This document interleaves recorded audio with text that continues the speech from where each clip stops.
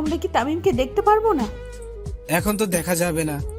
মাইশা ডাক্তারের কথা না শুনে তামিমকে দেখতে ওটির দিকে যায় আর দরজার ওপাশ থেকে দেখে আর কান্না করতে থাকে। এইবার বাস্তবে ফিরে আসি। ডাক্তার, তামিমের কি কখনো স্মৃতি ফিরে আসবে না? ফিরে আসবে, কিন্তু সময় লাগবে।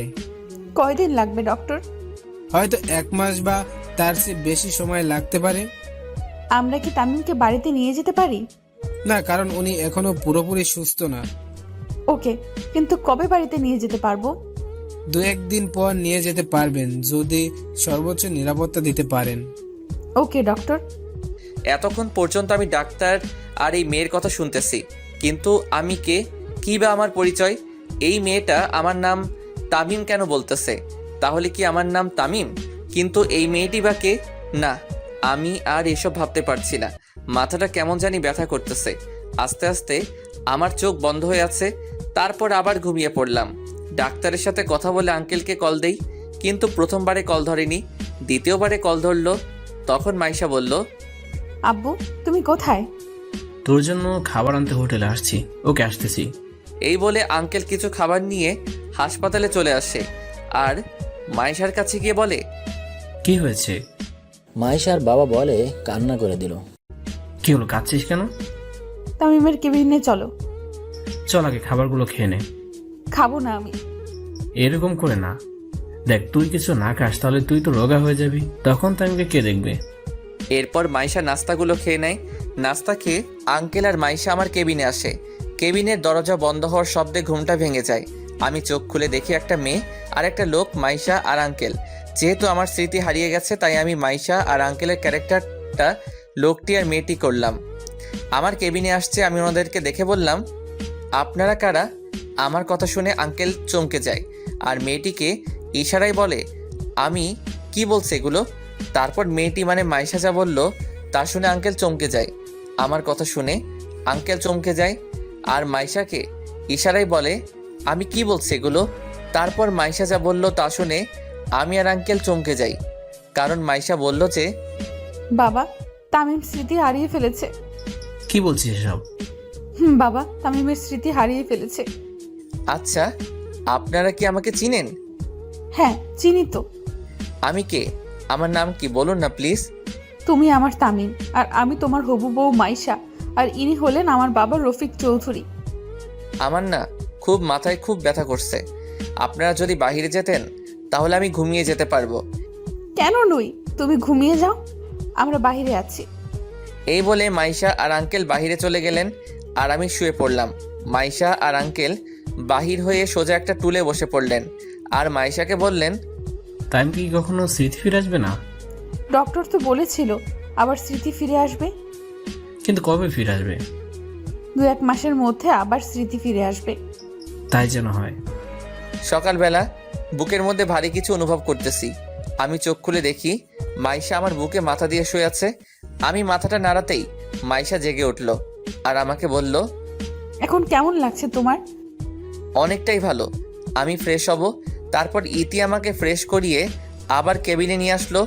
এরপর ইতি বাহিরে গিয়ে কিছু নাস্তা নিয়ে আসলো আর আমাকে খাইয়ে দিল, আর নাস্তা খাইয়ে আবার ওষুধও খাইয়ে দিল। এভাবে কেটে গেল 2টা দিন। এখন আমি অনেকটাই সুস্থ, হাঁটতে পারি পুরোপুরি, কিন্তু এখনও আমার স্মৃতি ফিরে আসেনি। আমি সুস্থ দেখে মাইশা আঙ্কেলকে বলল, বাবা, তামিম এখন অনেকটাই সুস্থ। ডাক্তারকে বলে রিলিজের ব্যবস্থা করো, আর আমরা আজকেই বাংলাদেশে যাব। ওকে, আমি এখন ডাক্তার কাছে যাচ্ছি। এই বলে আঙ্কেল চলে গেল। একটু পর আঙ্কেল আবার আসলো আর বলল, তামিমকে রেডি কর, আর আমরা এখনই এয়ারপোর্টে যাব। ওকে বাবা। এরপর মাইশা আমাকে একটা কালো শার্ট আর কালো প্যান্ট দিয়ে বলল এগুলো পরতে। মাইশা বাহিরে চলে গেল আর আমিও শার্ট আর প্যান্টটা পরে বাহিরে আসলাম। তারপর সবাই মিলে গাড়ি করে এয়ারপোর্টে চলে আসলাম। এরপর আঙ্কেলের প্রাইভেট প্লেনে করে বাংলাদেশের উদ্দেশ্যে রওনা দিলাম। বিকাল 4টার দিকে প্লেনটি ঢাকা শাহজালাল আন্তর্জাতিক এয়ারপোর্টে ল্যান্ড করলো। এরপর আমরা 3 জনে এয়ারপোর্ট থেকে বাহির হয়ে গাড়ির জন্য অপেক্ষা করতে লাগলাম। একটু পর একটা গাড়ি আসলো। আমরা 3 জনে গাড়িটাতে উঠে মাইশাদের বাড়ির দিকে রওনা দিলাম। কিছুক্ষণ ড্রাইভ করার পর আমরা আঙ্কেলের বাড়িতে পৌঁছে গেলাম। আমি গাড়ি থেকে নামতেই দেখি একটা বড় দালান আর তার চারপাশে ফুলের বাগান, খুব সুন্দর করে সাজানো। এরপর আমরা ভিতরে ঢুকে দেখি বাড়িটা খুব সুন্দর করে সাজানো। তখন আঙ্কেল মাইশাকে বলল, মাইশা ওকে রুমটা দেখিয়ে দে। ওকে বাবা চলো। এরপর মাইশা আমাকে নিয়ে একটা রুমের সামনে আনলো আর রুমের দরজা খুলে দিয়ে আমাকে বলল, এইটা তোমার রুম, যাও গিয়ে ফ্রেশ হয়ে নিচে এসো। ওকে। এই বলে রুমের ভিতরে ঢুকে চারিদিকে চোখ বোলাতে লাগলাম, কিন্তু রুমটা আমার খুব চেনা চেনা লাগছে। এর আগে রুমটা দেখেছি মনে হচ্ছে, তাহলে কি এর আগেও আমি এই রুমে ছিলাম? আহ বলে মাথায় হাত দিয়ে খাটে শুয়ে পড়লাম। মাথাটা প্রচণ্ড ব্যথা করছে, তাই শুয়ে পড়লাম। যখন ঘুম ভাঙে তখন ঘড়ির দিকে তাকিয়ে দেখি 9টা বাজে, তাই তাড়াতাড়ি ফ্রেশ হয়ে সোজা নিচে চলে আসলাম। আমাকে নিচে নামতে দেখে আঙ্কেল বলল, তুমি এখন পুরোপুরি সুস্থ তো? হ্যাঁ আঙ্কেল। তাহলে কাল থেকে আবার আমার সাথে অফিস করবে এবং ভার্সিটিতে ভর্তি হবে। কিন্তু ভার্সিটিতে ভর্তি হতে হলে তো সার্টিফিকেট লাগে, কিন্তু আমার সার্টিফিকেটগুলো কোথায় তা তো আমি জানি না। তখন মাইশা বলল, সার্টিফিকেটের জন্য তোমার চিন্তা করতে হবে না, ওইগুলো তোমার রুমে আছে। ওকে, কিন্তু আমি কি আপনার সাথে অফিসে বসতে পারবো? তখন আঙ্কেল বলল, কেন পারবে না? আমি তো এইসব কিছুই জানি না। তুমি চিন্তা করো না, আস্তে আস্তে সব শিখে নেবে। Okay uncle. অনেক কথা হয়েছে, এখন ডিনার করে নাও। ডিনার করে নাও। ওকে। এরপর ডিনার করে রুমে চলে এলাম। রুমে এসে ওষুধ খেয়ে বেলকনিতে দাঁড়িয়ে ভাবতে লাগলাম, কে এরা, কে এই মাইশা? আমি কি তাদেরকে চিনতাম? কিন্তু মাইশা তো বলল আমি তাকে ভালোবাসি। এটা কি সত্যি নাকি মিথ্যা? আমার বাবা মা কারা? কোথায় থাকে ওনারা? কি আমার পরিচয়? আমার নাম তামিম, এই ছাড়া কি আরো পরিচয় আছে আমার? আবার মাথা ব্যথা শুরু হয়ে গেল, তাই শুয়ে পড়লাম। কিন্তু এই আমি কাকে দেখতে পাচ্ছি? কে এই বয়স্ক মহিলা যাকে আমি ভাবনায় দেখতে, কিন্তু ওই মহিলা আদর করে দেওয়া ছেলেটা তো আমি, কিন্তু কে এই মহিলা? আর আমার পাশে থাকা লোকটি বা কে? কিন্তু ওনাদেরকে তো আমি কোথাও দেখেছি মনে হচ্ছে। কোথায় দেখেছি? হঠাৎ ঘুমটা ভেঙে গেল। তাহলে কি আমি এতক্ষণ স্বপ্ন দেখছিলাম? কিন্তু এই মহিলা আর লোকটি বা কে? আমি কি ওনাদেরকে চিনি? আমার মনে হচ্ছে ওনারা আমার খুব কাছের কেউ, কিন্তু কে হতে পারে? ধুর, বাদ দে এসব, এখন ঘুমিয়ে যাই। সকালে 8টার দিকে ঘুমটা ভেঙে গেল। ঘুম থেকে উঠে ফ্রেশ হয়ে সোজা নিচে চলে এলাম। এরপর আঙ্কেল বললেন, তাই এখন কেমন লাগছে তোমার? অনেকটাই ভালো। চেয়ারে বসে আর নাস্তা করে নাও। Okay uncle. চেয়ারে বসে নাস্তা করতে লাগলাম। এমন সময় মাইশা বলল, তামিম, তোমার সার্টিফিকেট পাইছো? পাইছি, কিন্তু আঙ্কেল আপনাকে একটা কথা বলার ছিল। বলো কি কথা? আমার আম্মু আব্বু কোথায়? ওনারা কি নেই? আমি তো জানি না। কেন? কারণ তুমি আমাদেরকে বলোনি তাই। আমি বলিনি মানে বুঝি নাই আঙ্কেল। আঙ্কেল ওই দিন রাতের ঘটনা বলে। ও নাস্তা খাওয়া শেষ করে রেডি হয়ে আসো। কেন? ভার্সিটিতে যেতে হবে আর আমাদের ভর্তি হতে হবে, এমনিতেই অনেক দিন দেরি হয়ে গেছে। ওকে, কিন্তু আপনাকে যেতে হবে না, আমি একাই ভর্তি হতে পারবো। আমি অন্য ভার্সিটিতে ভর্তি হব। কেন, আমার সাথে গেলে সমস্যা কি? কোনো সমস্যা নাই। তাহলে আমার সাথে পড়তে অসুবিধা কোথায়? আমার অন্য ভার্সিটিতে পড়তে চাই, তাই আপনার সাথে আপনার ভার্সিটিতে পড়তে চাই না। কিন্তু তখন আঙ্কেল বলল, আচ্ছা মা, বাদ দে তো, তামিম যখন চাইবে তখন ওকে ওর মতো চলতে দে। কিন্তু বাবা। কোনো চিন্তা নয়, তামিম যাও গিয়ে রেডি হয়ে এসো। এই বলে আমি রুমে এসে একটা নর্মাল শার্ট আর প্যান্ট পরে নিচে এলাম। আমাকে এসব কাপড় পরতে দেখে আঙ্কেল বললেন, এগুলো তুমি কি পরেছো? কেন, শার্ট আর প্যান্ট পরছি। দামি দামি শার্ট থাকতে এই খ্যাত মার্কা শার্ট পরছো কেন? আমাকে এগুলো তো ভালোই লাগছে, আপনি আর না করবেন না। ওকে, সব কাগজপত্র নিয়েছো? নিছি। এই নাও কার্ড, আর পাসওয়ার্ড হলো। এটা কিসের কার্ড? এই ক্রেডিট কার্ড, তোমার যখন যা ইচ্ছে খরচ করতে পারো। না আঙ্কেল, আমার লাগবে না, আমাকে শুধু ভর্তি ফি আর 500 টাকা দেন, তাতেই হবে। ওকে নাও, আর এটা তোমার অফিসের কার্ড, ক্লাস করে অফিসে চলে এসো। Okay uncle. এই বলে আমি যখনই বাহির হতে যাব তখনই মাইশা বলল, গাড়ি নিয়ে যাবে না? না, আমি রিক্সা নিয়ে যাব। ওকে। কি তামিমের স্বভাব এইভাবে পাল্টে গেল কেন? ও তো আগে এইরকম খ্যাত হয়ে চলতো না। তাহলে কি স্মৃতিশক্তি যাওয়ার সাথে তামিমের নিজস্ব পার্সোনালিটি চেঞ্জ হয়ে গেছে? আমাকে যেইভাবেই হোক তামিমের স্মৃতি আবার ফিরিয়ে আনতে হবেই। এই বলে বাসা থেকে বাহির হয়ে রিক্সার জন্য অপেক্ষা করতে লাগলাম। অনেকক্ষণ দাঁড়িয়ে থাকার পর একটা রিক্সা পেলাম। এরপর রিক্সা নিয়ে ভার্সিটির দিকে রওনা দিলাম। কিছুক্ষণ পর ভার্সিটি পৌঁছে গেলাম। রিক্সা ভাড়া দিয়ে ভার্সিটিতে প্রবেশ করলাম। আর চারিদিকে চোখ বোলাতে লাগলাম। চারিদিকে সবাই স্মার্ট আর বড় লোকের ছেলে, শুধু আমি একা খ্যাত হয়ে ভার্সিটিতে ঢুকলাম। এরপর আমি অফিসে গিয়ে ভর্তি হয়ে ক্লাসরুমে এসে বসলাম। একটু পর স্যার আসলো আর আমার পরিচয় জানতে চাইলে পরিচয়টা বললাম। একে একে সব ক্লাস করে ক্লাস থেকে বাহির হয়ে সোজা গেটের দিকে যেতে লাগলাম। এরপর যখনই গেটের বাহিরে পা রাখবো তখনই কে যেন আমাকে তামিম তামিম বলে ডাক দিল। আমি পিছনে ফিরতেই দেখি একটা মেয়ে আমায় ডাকছে। ভাবতেছি দাঁড়াবো নাকি চলে যাব, চলেই যাই। এরপর যখন হাঁটা আবার শুরু করলাম তখন আবার ডাকা শুরু করলো, তাই আমি দাঁড়িয়ে গেলাম। তখন মেয়েটি বলল, তোমাকে কখন থেকে ডাকতেছি, তুমি দাঁড়াচ্ছ না কেন? আপনি আমায় ডাকছিলেন? তো কাকে ডাকবো, এখানে তুমি ছাড়া আর কেউ নেই। এইবার বলেন আমাকে কেন ডেকেছেন? তুমি এতদিন কোথায় ছিলে? আমি কোথায় ছিলাম তা আপনাকে বলবো কেন? আপনি কে জানার? কেন, আমি তোমার ফ্রেন্ড, আমি তো জানতেই পারি তুমি এতদিন কোথায় ছিলে। আমি তো আপনাকে চিনি না। আমি সুমাইয়া, তুমি আমাকে চিনতে পারছো না?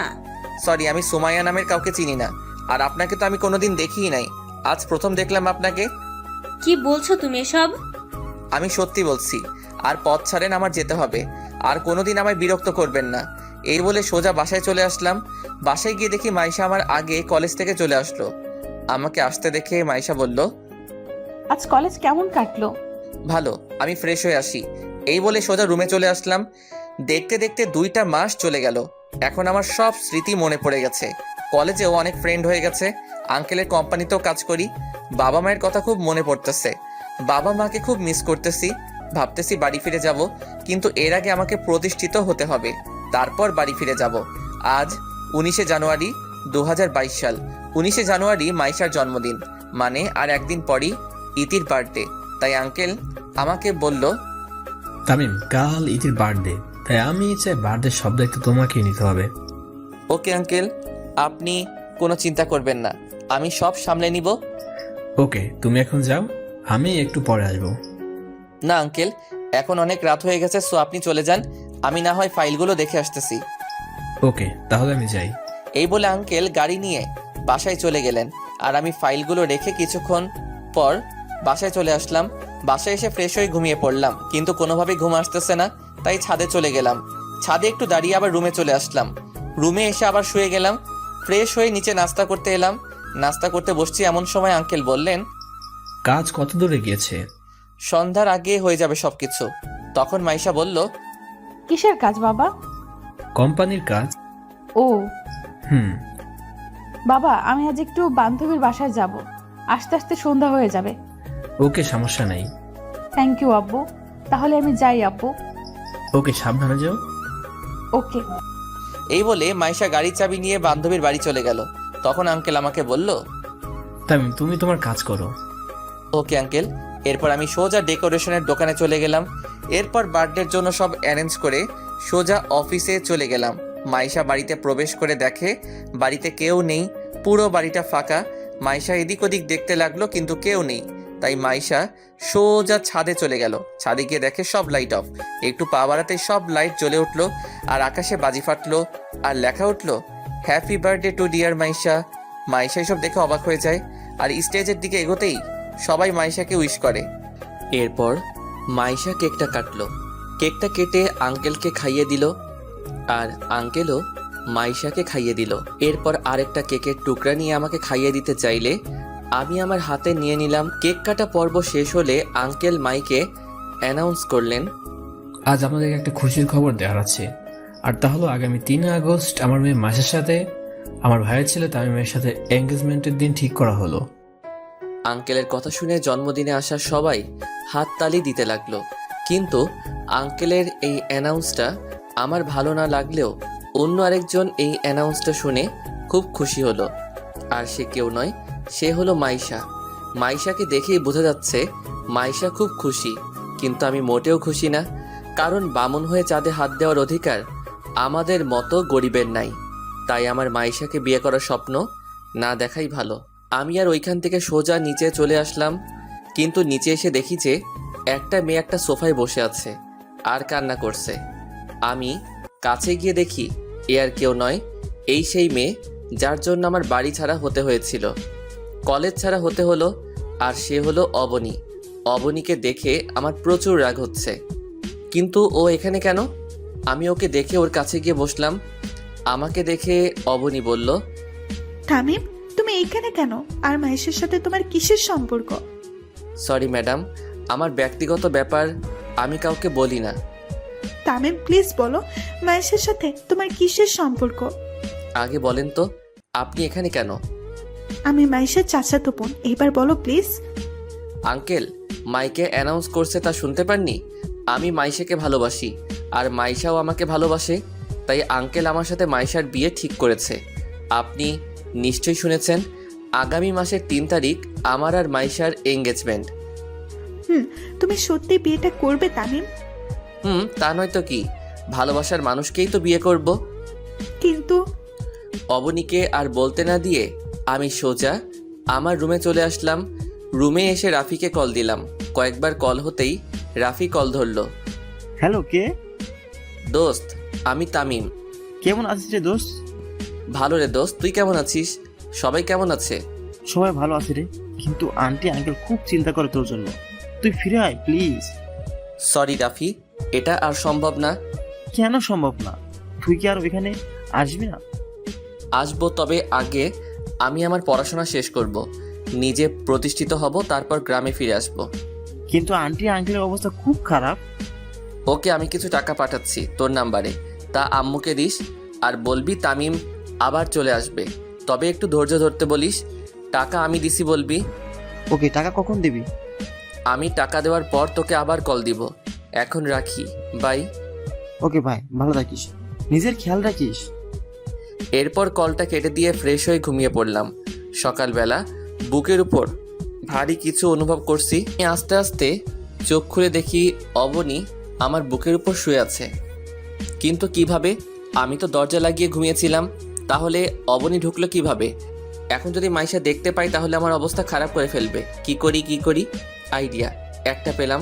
আমি অবনীকে ধাক্কা মেরে ফ্লোরে ফেলে দিলাম আর দরজা খুলে সোজা মাইশার কাছে গেলাম। তখন আমাকে মাইশা বলল, এত সকালে তুমি আমার রুমে, ব্যাপার কি? কেন, আমার হবু বউয়ের রুমে কি আসতে পারবো না নাকি? নিশ্চয়ই আসতে পারবে, কিন্তু আজ হঠাৎ এত সকালে কোনো কারণ তো আছে। অবনী তোমার হবু বরের রুমে কি করছে? অবনী তোমার রুমে নাকি? আমার রুমে, তাও রাত থেকে মনে হয়। কিন্তু ওর এত বড় সাহস, ও আমার বরের রুমে কি করছে? এই বলে ইতি তার রুম থেকে বের হয়ে সোজা আমার রুমে গিয়ে যা করলো তা আমি কল্পনাও করতে পারলাম না। কারণ মাইশা আমার রুমে গিয়ে অবনীকে আমার রুমে দেখে ঠাস। কি ভাবছেন, থাপ্পড়টা অবনীর গায়ে লাগছে? ঠিকই ভাবছেন, কারণ চটটা অবনীর মুখে মাইশাই মারছে আর বলল, তোর সাহস কি করে হয় আমার বরের রুমে আসার? আমার প্রেমিকের রুমে আসতে সাহসের দরকার আছে নাকি? কে তোর প্রেমিক? কেন? তামিমকে আমি ভালোবাসি। কিন্তু আমি তোমাকে ভালোবাসি না অবনী, আর আমি মাইশাকে ভালোবাসি আর মাইশাকে বিয়ে করব। আমার বুকে শুধু মাইশার জায়গা, অন্য কারো জায়গা নাই। তামিম, সত্যি আমি তোমাকে খুব ভালোবাসি। তোকে বলছে তো তামিম তোকে ভালোবাসে না, তবু কেন ওকে বিরক্ত করছিস? যা এখান থেকে। অবনী আর কিছু না বলে কান্না করতে করতে চলে গেল। অবনী চলে যাওয়ার পর মাইশা আমাকে শক্ত করে জড়িয়ে ধরলো, যেন ছেড়ে দিলে কোথায় হারিয়ে যাব। তামিম, তুমি আমাকে এত ভালোবাসো জানতাম না তো। আমি তোমাকে খুব ভালোবাসি আর ভালোবেসে যাব। জানো, আজ আমি খুব খুশি। কেন জানতে পারি ম্যাডাম? এই যে আজ আমার সব আশা পূরণ হলো। কি আশা পূরণ হলো শুনি? তোমাকে আমার নিজের করে পেলাম, তাই। জানো, তোমাকে প্রথম দেখায় ভালো লেগে যায়, কিন্তু তোমাকে ভালোবাসার প্রস্তাব দিলে তুমি যখন আমায় ফিরিয়ে দিয়েছিলে, জানো, তখন আমার মনে হয় আমার মাথার ওপর যেন আকাশ ভেঙে পড়েছে। আর তুমি যখন আমাকে তোমার সাথে ফ্রেন্ডশিপের কথা বললে, খুব খুশি হয়েছিলাম। আমাকে ছেড়ে কখনো কোথাও যাবে না তো? যাব না, তোমাকে ছাড়া কখনো ছেড়ে যাব না। সত্যি? আচ্ছা চলো, ব্রেকফাস্ট করবে, চলো। চলো, আমি ফ্রেশ হয়ে আসি। ওকে, তুমি আসো, আমি যাই। এরপর আমি ফ্রেশ হয়ে নিচে নেমে দেখি সবাই বসে আছে আমার জন্য, কিন্তু অবনীকে কোথাও দেখতে পাচ্ছি না। তাহলে কি অবনী চলে গেছে? যাক বাবা, ভালোই হয়েছে, আপদটা বিদায় হয়েছে। এরপর গিয়ে যখনই চেয়ারে বসবো তখন দেখি অবনী রান্নাঘর থেকে বাহির হচ্ছে। ধুর, আর ভালো লাগে না। অবনী এখান থেকে কবে যাবে? নাস্তা করে আঙ্কেলকে বললাম, আঙ্কেল আমি অফিসে যাচ্ছি, আপনি বাসায় বিশ্রাম করুন। ভার্সিটিতে যাবে না? যাব, ভার্সিটি থেকে ক্লাস করে অফিসে যাব। আচ্ছা, তাহলে অবনীকে আর মাইশাকে তোমার ভার্সিটির অ্যাডমিশন করিয়ে দিও তো। এই মেরে ছেড়ে এখন কি হবে? দূর, ভালো লাগে না। যেটার ভয় পেয়েছি সেটাই হলো। তার মানে অবনী এখানেই থাকবে, কিন্তু কেন? ওর বাবার কলেজ থাকতে এখানে কেন পড়তে হবে? নাকি আমাকে ফাঁসানোর প্ল্যান করতেছে? কি ভাবছো তামিম? কই কিছু না তো। আঙ্কেল আমার ভার্সিটিতে কেন? মাইশা যে ভার্সিটিতে পড়ে ওই ভার্সিটিতে তো। ঠিক আছে, আমি ভাবছিলাম সবাই যদি একই ভার্সিটিতে পড়ে তাহলে খুব ভালো হয়। ওকে, আপনার যেটা ভালো মনে হয় ওইটাই করেন। ওকে, তুমি ইতি আর অবনী তোমাদের ভার্সিটিতে অ্যাডমিশনের ব্যবস্থা করে নিও। ওকে আঙ্কেল, আপনারা রেডি হয়ে নিচে আসুন, আমি গাড়িতে অপেক্ষা করতেছি। ওকে। এরপর আমি নিচে নেমে গাড়িতে অপেক্ষা করতেছি। ধুর, ভালো লাগে না। চাইছিলাম অবনীর থেকে দূরে থাকতে, কিন্তু এই তো একেবারে আঙ্কেলের বাড়িতে সেট হয়ে গেছে। কিন্তু কেন? নাকি আমাকে অবনীর প্রেমে ফাঁসানোর জন্য? অবনীর চাল এটা না, আমি কিছুতেই ওর ফাঁদে পা দিব না। এইসব ভাবতেছি, হঠাৎ মাইশা বলল, কি হলো? কখন থেকে গাড়িতে উঠে বসে আছি, কিন্তু তোমার গাড়ি স্টার্ট করার কোনো নামই নাই। কি সব ভাবতেছো? ও তোমরা এসে গেছো? তখন অবনী বলল, আমরা তো অনেক আগেই এসেছি, কিন্তু আপনার তো গাড়ি স্টার্ট করার কোনো নামই নেই। তাহলে যাওয়া যাক। সব কাগজপত্র নিছো তো? নিছি। তারপর গাড়ি স্টার্ট করে সোজা ভার্সিটিতে চলে আসলাম। গাড়িটা পার্ক করে ভার্সিটির অফিসে গিয়ে মাইশা আর অবনীর ভর্তি করিয়ে দিলাম। এরপর তিনজনে ক্লাসে চলে আসলাম। যেহেতু সবাই একই ক্লাসে আর একই বিভাগে পড়ি, তাই তিনজনেই একই ক্লাসে গিয়ে বসলাম।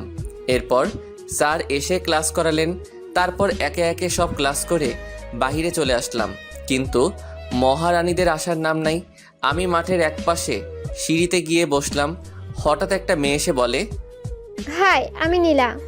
তো আমি কি করব? কিছু করতে হবে না। এই তো গুড। এরপর পিছনে ফিরতেই দেখি মাইশা আর অবনী দাঁড়িয়ে। আমি ওদের চোখের দিকে তাকাতেই দেখি চোখগুলো রাগে লাল হয়ে গেছে। মনে হচ্ছে যেন ওই চোখের ভিতর থেকে আগুন বাহির হবে। আমি তো ভয়ে শেষ। এখন কি হবে? কি আর হবে? আমি তো আর ইচ্ছে করে ওর সাথে কথা বলিনি। তখন মাইশা রেগে বলল, তুই ওই নীরার সাথে কি কথা বলতেছিলি? মেয়ে দেখলেই শুধু কথা বলতে ইচ্ছে করে, তাই না? এই রে, এই মেয়ে তো তুই তুকারি শুরু করে দিল। এখন কি হবে? খুব রেগে আছে। আমি ইচ্ছে করে কথা বলিনি।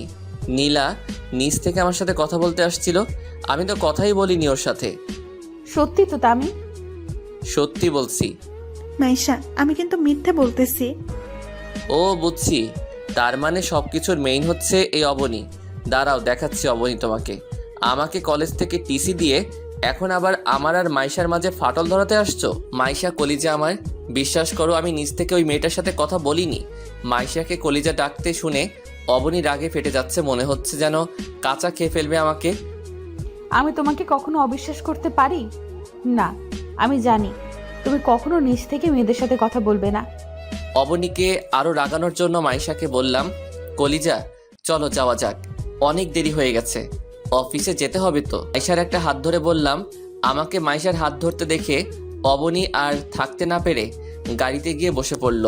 আমিও খুশি। অবনী এখন কেমন লাগে? আমাকে ভালোবাসতে আসছো? তখন তো বলেছিলে আমার কিছু নেই, তাহলে আজ কেন আমাকে ভালোবাসতে আসছো? অবনী, তোমাকে আমি কোনোদিন ভালোবাসতে পারবো না, কারণ আমি মাইশাকে খুব ভালোবাসি। কি হলো, চলো। চলো। আজ কিন্তু আমরা একটা রেস্টুরেন্টে যাব। কিন্তু অবনী বলে উঠল, রেস্টুরেন্টে কেন? আজ দুপুরের খাবার রেস্টুরেন্টেই খাবো। আমি যাব না। কেন যাবি না? আমার রেস্টুরেন্টের খাবার ভালো লাগে না। তামিম, তুমি গাড়ি স্টার্ট দাও আর একটা রেস্টুরেন্টের সামনে গাড়িটা থামাবা। ওকে মহারানী। এরপর গাড়ি ড্রাইভ করে সোজা একটা রেস্টুরেন্টের সামনে গাড়িটা পার্কিং করলাম। তারপর তিনজনে রেস্টুরেন্টে ঢুকলাম আর একটা ভিআইপি কেবিনে বসলাম। আমি আর মাইশা পাশাপাশি বসলাম, আর অপর পাশে বসে আছে অবনী। এরপর ওয়েটার আসলে খাবার অর্ডার করা হয়। এরপর ওয়েটার আসার আগ পর্যন্ত একটু প্রেম করে নেই। তারপর আমি মাইশার কাঁধে মাথা রাখলে মাইশা বলল, এই কি করছো? দেখো অবনীর সামনে বসে আছে। আমার তো এতক্ষণ অবনীর কথাই মনেই ছিল না। সরি কলিজা। একটু পর ওয়েটার খাবার নিয়ে চলে আসলো। এরপর আমি খাবার বাসনে নিয়ে আঙুল দিয়ে খেলা করতেছি। মাইশা আমার এই অবস্থা দেখে বলল, কি হলো, তুমি খাচ্ছ না কেন? তোমার হাতে খেতে ইচ্ছে করছে। দেখছো না সামনে অবনী বসে আছে, পরে আমার হাতে খেতে পারবে? আচ্ছা ঠিক আছে, রাতে কিন্তু তোমার হাতে ছাড়া আমি খাবার খাবো না। আচ্ছা ওকে, এখন খেয়ে নাও। আমার আর মাইশার চুপি চুপি কথা বলতে দেখে অবনী বলল, কিরে, তোরা খাবার না খেয়ে চুপি চুপি কি বলতেছিস? কিছু না তো। কিছু না। না, কিছু একটা তো চলছে। বাদ দে সব, এখন খাবারটা খেয়ে নে। এরপর খাওয়া শেষ করে বিল মিটিয়ে ইতি আর অবনীকে বাড়ি ড্রপ করে দিয়ে সোজা অফিসে চলে আসলাম। এরপর সোজা এসে কেবিনে বসলাম। 2টা ফাইল দেখা শেষ হলে, ওকে তুমি যাও, আমি আসতেছি। এরপর আমার কেবিন থেকে বের হয়ে সোজা আঙ্কেলের কেবিনে গেলাম। আঙ্কেলের কেবিনে ঢুকে সালাম দিলাম, আসসালামু আলাইকুম আঙ্কেল। ওয়ালাইকুম সালাম, তুমি চেয়ারে বসো। Okay uncle. তাই আজকে তোমাকে রাতে অফিসে থাকতে হবে। ওকে, সমস্যা নাই। আজকে সন্ধ্যা একটা প্রজেক্ট আছে, আর ওই প্রজেক্টটা যদি আমরা পাই তাহলে আমাদের কোম্পানির 70% লাভ হবে। ওকে, প্রজেক্টটা আমরাই জিতবো, আপনি কোনো চিন্তা করিয়েন না। তুমি যতটা সহজ ভাবছো ততটা সহজ নয় প্রজেক্ট, আমরা পাবো। অনেক কঠিন একটা প্রজেক্ট। আঙ্কেল আপনি একদম চিন্তা করবেন না, আর প্রজেক্টের কাগজগুলো আমায় দেন। এই নাও। আঙ্কেল আমি তাহলে প্রজেক্টের ব্যাপারে সব কিছুর প্রস্তুতি নিতে হবে, তাই আমি আমার কেবিনে গেলাম। কোনো সমস্যা হলে বলবেন। ওকে যাও। এরপর আঙ্কেলের কেবিন থেকে বের হয়ে সোজা আমার কেবিনে চলে আসলাম। প্রজেক্টের ব্যাপারে সব কিছু প্রস্তুতি নিয়ে নিলাম। এখন শুধু প্রজেক্টটা ক্লায়েন্টের সামনে উপস্থাপন করা। দেখতে দেখতে 8টা বেজে গেল। তারপর আমি আর আঙ্কেল কনফারেন্স রুমে চলে গেলাম। এরপর সব ক্লায়েন্ট চলে আসলো। এরপর একটা ক্লায়েন্ট বলল, জি দারুণ প্রজেক্ট দেখাও। জি আঙ্কেল। এরপর আমি প্রজেক্টর অন করে পুরো প্রজেক্টটা দেখাতে লাগলাম। এরপর প্রজেক্টটা শেষ হলে সবাই হাততালি দিল। মিস্টার চৌধুরী, আমি আপনার প্রজেক্টটা কিনতে চাই। আমিও আপনার প্রজেক্টটা কিনতে চাই। ওকে, ডিল ডান। ওকে, ডিল ফাইনাল। এই নিন, আমার পক্ষ থেকেও ডিল ফাইনাল। এই নিন, 50% আগে পরিশোধ করে দিলাম, বাকিটা প্রজেক্ট হাতে আসার পর। ওকে মিস্টার রায়হান, প্রজেক্টটা আগামী 3 দিনের মধ্যে পেয়ে যাবেন। ওকে, এখন আসি মিস্টার চৌধুরী। এরপর আরও কয়েকটা কোম্পানিতে আমাদের প্রজেক্টর কিনে নিল। সবাই আঙ্কেল আর আমার সাথে হাত মিলিয়ে চলে গেল। সবকিছু তোমার জন্য সম্ভব হয়েছে, কনগ্রাচুলেশন তামিম। এটা আমার কর্তব্য আঙ্কেল। এই প্রজেক্টের জন্য আমরা 80 কোটি টাকা পেয়েছি, আরও 120 কোটি টাকা পাবো যদি কোম্পানি আমরা প্রজেক্টটা দিতে পারি। তাতে আমরা আমাদের কোম্পানি আরেকটা শাখা করতে পারবো। আঙ্কেল আপনি কোনো চিন্তা করবেন না, প্রজেক্টটা সব কোম্পানিকে আমরা দিতে পারবো। তুমি এখন বাসায় যাও। না আঙ্কেল, আপনি বাসায় যান, আজ থেকে আপনার কোম্পানি আমি সামলাবো। সত্যি তুমি সামলাবে? তাহলে তো খুব ভালো। আঙ্কেল, আজ থেকে আমি সামলাবো, আপনি বাসায় যান, আমি একটু পর বাসায় যাব। ওকে আমি যাই তাহলে, তুমি সাবধানে এসো। আঙ্কেল আপনিও সাবধানে যাবেন। এরপর আঙ্কেল চলে গেল। পিয়ন ডাক দিয়ে কফি আনতে বললাম, কারণ রাত প্রচুর হয়েছে, যার কারণে আমার একটু একটু ঘুম আসতেছে। কিন্তু আমার ঘুমালে চলবে না, কারণ 3 দিনের মধ্যে প্রজেক্টের 8টা কপি তৈরি করতে হবে। আমাদের কাছে মাত্র 2টা কপি আছে। যেইভাবেই হোক আজকের মধ্যে আরও 2টা কপি রেডি করতে হবে। কিন্তু এত কম সময় 2টা কপি কিভাবে তৈরি করব? কি যে করি, কিভাবে যে কপি তৈরি করি? যেইভাবেই হোক কপিগুলো রেডি করতেই হবে। হঠাৎ মোবাইলটা যেন কেঁপে উঠল। রাত 12টা বাজে, কিন্তু এত রাতে কে কল দিবে? মোবাইলটা হাতে নিয়ে দেখি মাইশা কল দিয়েছে। আমি কলটা রিসিভ করতেই ওপাশ থেকে, তামিম তুমি কোথায়? এত রাত পর্যন্ত অফিসে কিসের এত কাজ, যার জন্য বাসায় আসতে পারতেছো না? এই তো একটু পর চলে আসতেছি মাইশা জানো। ওকে, দেরি করো না কিন্তু, আমি তোমার জন্য এখনো না খেয়ে বসে আছি। কি তুমি এখনো খাও নাই? তোমার জন্য অপেক্ষা করতেছি, তুমি আসলে তোমার হাতে খাবো বলে। আজকে পারবো না, তুমি এখন খেয়ে লক্ষ্মী মেয়ের মতো ঘুমিয়ে পড়ো। কিন্তু কোনো কিন্তু নয়, তুমি খেয়ে ঘুমিয়ে পড়বে ব্যাস। ওকে, তুমি তাড়াতাড়ি চলে এসো কিন্তু। ওকে। ফোনটা কেটে দিয়ে আবার প্রজেক্টে হাত লাগালাম, কিন্তু কিছুতেই পারতেছি না। কি করি এখন, কি করি? এরপর কম্পিউটারে হাত দিয়ে প্রজেক্টটা আস্তে আস্তে আবারও রেডি করতে লাগলাম, কিন্তু একবারে হলো না। তাই 3-4 বার ট্রাই করার পর হয়ে গেল। তারপর 2টা কপি করে বাসায় চলে আসলাম। এইভাবেই কেটে গেল কয়েকটা দিন। কাল 3ই আগস্ট, আর আমার আর মাইশার এঙ্গেজমেন্ট। তাই এঙ্গেজমেন্টের জন্য অনেক কিছুর আয়োজন করছে, তাই আর অফিসেও যাওয়া হলো না। তাই আমি আমার রুমে বসে আছি। এমন সময় অবনী আমার রুমে আসলো। আমি অবনীকে দেখে বললাম, তুমি এখানে কি করছো? কেন আসতে পারি না নাকি? না, তুমি আমার রুমে আসতে পারো না। তামিম, একটা কথা বলবে আমায়? কি কথা বলেন? তো ভালোবাসো? কি বলতে চাইছেন আপনি? আমি বলতে চাইছি যে আমি তোমাকে খুব ভালোবাসি, তাই আমি চাই তুমি মাইশের সাথে এঙ্গেজমেন্ট করবে না। সরি, আপনি কে বলার? আমি কার সাথে এঙ্গেজমেন্ট করব না করব এটা সম্পূর্ণ আমার ব্যক্তিগত ব্যাপার। সত্যিই তুমি মাইশাকে বিয়ে করবে? অবশ্যই করব, তাতে সন্দেহের কি আছে? ও আচ্ছা, বিরক্তি করছে মনে হয় তোমাকে এসব কথা বলে। তুমি যতই কাঁদো না কেন অবনী, তোমাকে আমি কোনো দিন ভালোবাসিনি, ভালোবাসবো না, কারণ তুমি আমার অনেক ক্ষতি করছো, যার ক্ষতিপূরণ চাইলেও তুমি দিতে পারবে না অবনী। তাই তুমি আমার কাছ থেকে অবহেলা ছাড়ার কিছু আশা করতে পারবে না। আপনি এখন এখান থেকে যাননি? যাচ্ছি। অবনী চলে গেল আর আমিও ঘুমিয়ে গেলাম। সকালবেলা দরজার টোকার আওয়াজ, ঘুমটা ভেঙে গেল। ধুর, ভালো লাগে না। কোন হারামজাদা আমার কাঁচা ঘুমটা ভাঙলো রে? এই কে রে? আমি। ও তুমি? তারপর দরজাটা খুলে দিলাম। মাইশা ভিতরে ঢুকে বলল, তাড়াতাড়ি উঠো। এত সকাল সকাল কেন উঠবো? এত সকাল মানে? এখন কয়টা বাজে খেয়াল আছে? হবে 7টা 8টা। না মহারাজ, এখন 10টা বাজে। একটু পর আমাদের এঙ্গেজমেন্ট শুরু হবে। যাও তাড়াতাড়ি ফ্রেশ হয়ে আসো। ওকে, তুমি যাও, আমি আসতেছি। তাড়াতাড়ি উঠে গোসল করে বাহিরে এসে একটা নীল কালারের পাঞ্জাবি আর পায়জামা পরে নিচে নেমে আসলে আঙ্কেল বলল, তাই তুমি রেডি তো? আঙ্কেল। তাহলে এদিকে আসো, আর এই আন্টিটা মাইশাকে পাঠিয়ে দাও। ওকে আঙ্কেল, দেন। তারপর আঙ্কেলের হাত থেকে আংটিটা নিয়ে মাইশার ডান হাতের আঙ্গুলে পরিয়ে দিলাম। মাইশাও আমার হাতে আংটি পরিয়ে দিলে অনুষ্ঠানে থাকা সবাই খুশিতে হাততালি দেয়। কিন্তু সবাই হাসি খুশি হলেও একটা মানুষের খুব মন খারাপ, আর সে আর কেউ নয়, সে হলো অবনী। তার মুখ দেখে বোঝা যাচ্ছে অবনী এই বিয়েটা সহ্য করতেই পারছে না। কিন্তু কেন? আমি তো অবনীকে ভালোবাসি না, আর একতরফা কখনো ভালোবাসা হয় না। এইসব ভাবতেছি, হঠাৎ স্পিকারের শব্দে ধ্যান ভাঙল। তখন আঙ্কেল বলল, লেডিস অ্যান্ড জেন্টলম্যান, আগামী 1 ডিসেম্বর তামিম আর মাইশার বিয়ে। আশা করি যারা আজকেও এসেছেন তারা সবাই বিয়ের দিন আসবেন আর তাদের এই জুটিটাকে আশীর্বাদ করবেন। এত তাড়াতাড়ি আঙ্কেল বিয়ে ঠিক করে ফেলবে আমি তো ভাবতেই পারিনি। আমি আর নিচে না থেকে সোজা ছাদে চলে আসলাম আর ভাবতে লাগলাম, কি থেকে কি হয়ে গেল। আজকে আমার এঙ্গেজমেন্ট, অথচ আমার বাবা মা আমার এঙ্গেজমেন্টে উপস্থিত নাই। পুরা কপালে আর কি যে সহ্য করতে হবে তা নিজেও জানি না। মা বাবা, জানি না তোমরা কেমন আছো, হয়তো আমাকে নিয়ে চিন্তা করছো। চিন্তা করো না মা, আর কয়েকটা দিন অপেক্ষা করো, তোমার ছেলে আবার তোমার কোলে ফিরে আসবে মা। এইসব ভাবতেছি আর কান্না করতেছি। হঠাৎ করে কে যেন কাঁধে হাত রাখলো। আমি পিছনে ফিরতেই দেখি অবনী। আমি চোখের পানি মুছে অবনীকে বললাম, আপনি এখানে কেন? আগে বলো তুমি কাঁদছো কেন? আমার কান্না ছাড়া আর কী বা করার আছে? আমার জীবনটাকে যে আপনি তছনছ করে দিয়েছেন। আপনার জন্য আমার কলেজ ছাড়া হতে হলো মা বাবা ছাড়া।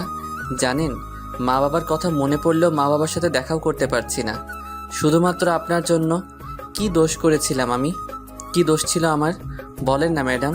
অবনী নিশ্চুপ। কি হলো, চুপ কেন? জানি আপনার কাছে এইসব প্রশ্নের উত্তর নাই। কেন জানেন? আপনি ভালোবাসার নামে ছেলেটার দুর্বলতার সুযোগ নিয়ে ছেলেটাকে নিয়ে শুধু খেলা করতে পারেন, এছাড়া আর কিছুই তো পারেন না। আর হ্যাঁ, আরেকটা কথা, এই বাড়িতে যতদিন আছেন ততদিন আর আমার চোখের সামনে আসবেন না। Mind it. আপদটা বিদায় হলো। এরপর ছাদ থেকে সোজা নিচে এসে গাড়ি বের করে সোজা একটা নদীর তীরে চলে গেলাম। কিছুক্ষণ প্রকৃতির ছোঁয়া অনুভব করে আবার বাসায় ফিরে আসলাম। বাসায় এসে রুমে চলে আসলাম। রুমে এসে দেখি মাইশা আমার রুমে শুয়ে আছে। মাইশাকে ঘুমন্ত অবস্থায় দেখতে একদম পরীর মতো লাগতেছে। তার গোলাপি ঠোঁটগুলো যেন আমায় তার কাছে টেনে নিচ্ছে। তবুও নিজেকে কন্ট্রোল করে মাইশার কপালে ভালোবাসার পরশ এঁকে দিয়ে সোজা ফ্রেশ হতে গেলাম। ফ্রেশ হয়ে বাহিরে এসে দেখি মাইশা বিছানায় বসা। আমি মাইশাকে দেখে বললাম, তুমি ঘুম যাওনি? তোমাকে বাইরে রেখে কিভাবে একা ঘুমাতে পারি বলো? এই, তুমি ডিনার করছো? না। কেন? তোমার হাতে খাবো বলে এখনো না খেয়ে বসে আছি। আচ্ছা যাও, খাবার নিয়ে আসো, আমারও খুব খিদে পেয়েছে। আচ্ছা যাচ্ছি। মাইশা, আঙ্কেল কি ঘুমিয়ে গেছে নাকি? অনেকক্ষণ হয়েছে। আচ্ছা তুমি গিয়ে খাবার নিয়ে এসো। এরপর মাইশা রুম থেকে বাইরে চলে গেল। তারপর কিছুক্ষণ পর একটা প্লেটে কিছু খাবার নিয়ে ফিরে আসলো। তারপর আমার কাছে বসে বলল, যাও গিয়ে হাত ধুয়ে আসো। আমিও লক্ষ্মী ছেলের মতো হাত ধুয়ে আসলাম। এবার হা করো। আমি হা করলাম আর মাইশা আমায় খাইয়ে দিল। এরপর খাওয়া শেষের দিকে মাইশার আঙুলে একটা কামড় দিলাম। মাইশা তাড়াতাড়ি আমার মুখ থেকে আঙুলটা বের করে আঙুলে ফু দিতে লাগলো আর আমাকে বলল, এই তুমি আমাকে কামড় দিলে কেন? কই, আমি তো কামড় দিই নাই। এই দেখো তুমি কামড় দিছো। এরপর মাইশার আঙুলটা ধরে আঙুলের উপর ফু দিতে লাগলাম। হঠাৎ মাইশা হাতটা সরিয়ে নিয়ে প্লেটগুলো নিয়ে চলে গেল। এরপর আমি হাত ধুয়ে শুয়ে পড়লাম। একটু পর মাইশা এসে যখনই আমার পাশে শুবে ঠিক তখনই আমি বললাম, এই তুমি তোমার রুমে যাও, এখানে কি করছো? কেন যাব? তুমি আমার স্বামী, স্বামীর রুমে আসছি, কারোর কোনো সমস্যা আছে নাকি? আমাদের তো এখনো বিয়ে হয়নি, মাত্র এঙ্গেজমেন্ট হয়েছে। তাতে যদি তুমি আমার রুমে থাকলে মানুষ কি ভাববে? মানুষ যা ভাববে ভাবতে দাও, আমি তোমার বুকে মাথা রেখে ঘুমাতে দাও। এই বলে মাইশা আমার বুকে মাথা রেখে শুয়ে পড়ল। এরপর আমি মাইশার কপালে ছোট একটা ভালোবাসার পরশ দিয়ে ঘুমিয়ে পড়লাম। 7 বছর পর আমি পড়ালেখা কমপ্লিট করে ফেলছি। এখন আমার নিজস্ব 2টা কোম্পানি আছে, যা আঙ্কেল না থাকলে সম্ভব হতো না। এখন আমি একজন প্রতিষ্ঠিত নাগরিক। মাইশা আর আমার বিয়ে হয়ে গেছে, কিন্তু এখনও আমাদের মধ্যে কিছুই হয়নি। একসাথে এক রুমে থাকি, তবু আমাদের মাঝে কিছুই হয়নি, কারণ আমি নিজের পায়ে দাঁড়ানোর পর আমাদের মাঝে সব কিছু হবে। মানে বুঝে নিত। আপনাদের তো আর বলতে হচ্ছে না।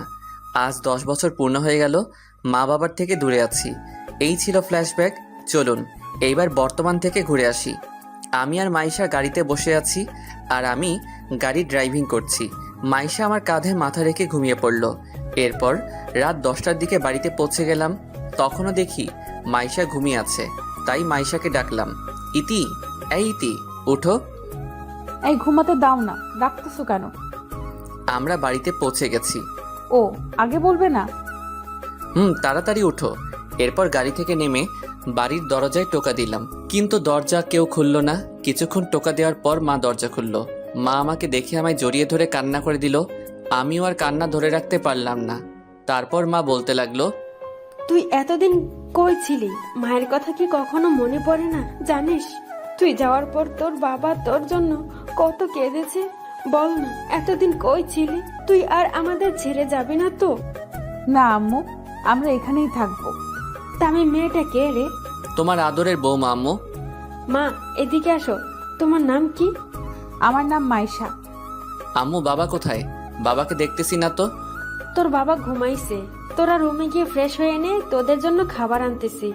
না আম্মু, আমরা খেয়ে এসেছি। না আমি খাবো, তুমি না খেলে না খাও। আচ্ছা ঠিক আছে, চলো ফ্রেশ হয়ে নিবে। এরপরে দুইজনে রুমে গিয়ে ফ্রেশ হয়ে নিলাম। আমি ফ্রেশ হয়ে শুয়ে পড়লাম। মাইশা ফ্রেশ হয়ে মায়ের কাছে চলে গেল। আম্মু তুমি আমাকে খাইয়ে দিবে? কেন দিব না আম্মু, তুমি এদিকে বসো, আমি তোমাকে খাইয়ে দিচ্ছি। ওকে আম্মু। এরপর আম্মু মাইশাকে খাওয়াই দিতে লাগলো, কিন্তু মাইশার চোখে পানি। আম্মু তা খেয়াল করলো, তাই মাইশাকে বলল, কি হলো, তুমি কাঁদছো কেন? আম্মুর কথা মনে পড়ে গেল, আম্মুকে খুব মিস করতেছি। তোমার আম্মু নেই কে বলেছে? আমি তো আছি, আজ থেকে আমাকেই আম্মু বলে ডাকবে, কেমন?